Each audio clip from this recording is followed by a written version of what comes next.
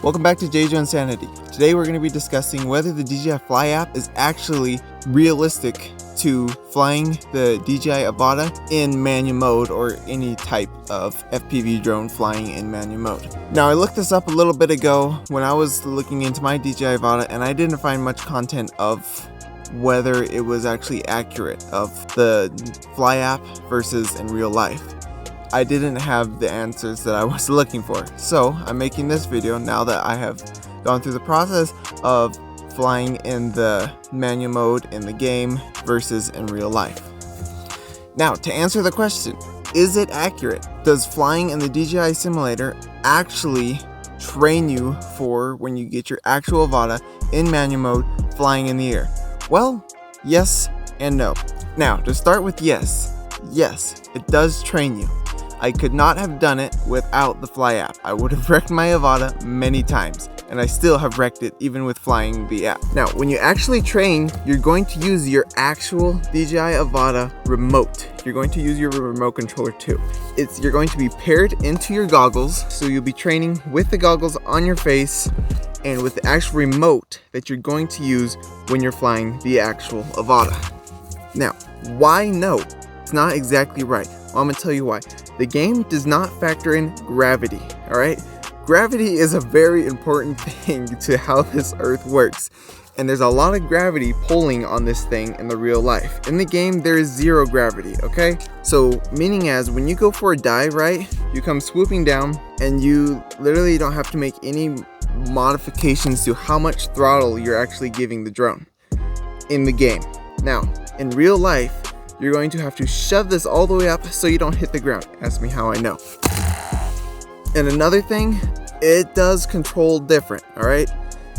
It's very hard to control it in the game when you're going slow and steady and very twitchy. In the actual real life, it's not that twitchy. Plus, in the Fly app, it's so much more responsive, alright? Like you move the joystick one way, it goes that way instantly. With the Avata, there's a big, I wouldn't say a big lag time, but there's definitely a noticeable difference. Should you use the DJI flying simulator?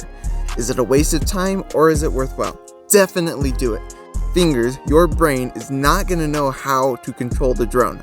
So you need to have that muscle memory of your fingers to know how to fly it. And when you're flying it, you're probably going to want to just move it with your thumbs like this. Well, you're actually going to want to have it in a pinch position. Most of the FPV guys do this. I do not know why, but it is better. More control. What I love about the DJI Avata is the Oh No button. That's what I call it anyway. The Oh No button, you hit it one time, it takes control over the drone, and it will hover there. Like if you're like diving down and you're just making too many corrections and you're just going towards a tree or something, you hit that button, it'll stop itself and hover, wait for you to give you a chance to breathe, get control of the drone again, and then you go off again. Basically, yes, fly in the Fly app a lot, okay? Get that muscle memory down pat. You're gonna need that, alright? Then you're gonna start flying in the actual manual mode and then you're gonna have to relearn again because it is not complete. I mean, the same movements, but the drone reacts way different than the actual Fly app. So basically what you're gonna have to do is just put in the time, put in the effort. I am not speaking as a professional. I am still in the learning process, prepared to wreck and have to fix it or get it sent off. Now, this thing obviously has some wreckage on it, but with all that saying of it being wrecked into power lines, landed in streets, hitting more power lines, trees, and rocks, and actually hitting a tree going like 30 miles an hour and falling off a cliff, this is still the drone, and I've probably spent like $0 fixing it. Just a little bit of super glue, zip ties, and new propellers, which it already has in the box. Why the Avata? Why not just a regular, cheaper drone, like an actual 5-inch copter that you can buy for much less money? Well, this is why. This button right here. Okay, that is the reason why you would want to get this one first instead of the other ones. Because if like you're losing control, good luck. This button will save you, or the switch will save you. Whatever you want to do. But definitely spend the time in the simulator. It will save you.